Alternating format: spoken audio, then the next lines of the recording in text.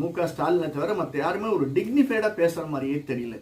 அந்த தலைவர்கள் இருக்கக்கூடிய இடம், அப்படிப்பட்ட இடத்துல இவர் போய் சேர்ந்து கடைசியில் ஒரு 2ஆம் தர பேச்சாளராக தன்னை மாற்றிக்கொண்டு, இது ஒரு தேவையா என்று மக்கள் சொல்லக்கூடிய அளவிற்கு ஒரு எம்பி சீட்டுக்காக இந்த ஆள் எவ்வளோ தொங்குறாயா, என்னென்னலாம் பேசுகிறாயா அப்படின்னு சொல்லக்கூடிய அளவிற்கு கமலஹாசனுடைய பேச்சு தரம் தாழ்ந்து விட்டது என்பதை மிக அழகாக ஆணித்தரமாக நெத்தியில் ஆணி அடிச்சாப்புல அழகாக சொல்லியிருக்கார் திரு அண்ணாமலை.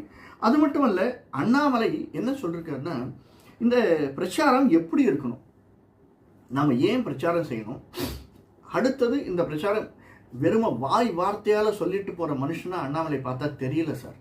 கிட்டத்தட்ட 2.5 வருஷம் ஆகுது. 2.5 வருஷம் நம்ம அண்ணாமலையை பார்த்துட்டு இருக்கோம். எப்படி மோடி குஜராத்தில் இருந்த போதும், அதற்கடுத்து 10 வருடம் 9.5 வருடங்களாக கிட்டத்தட்ட 10 வருடம் முடிய போகிறது ஒரு பிரைம் மினிஸ்டராக இருந்த போதும்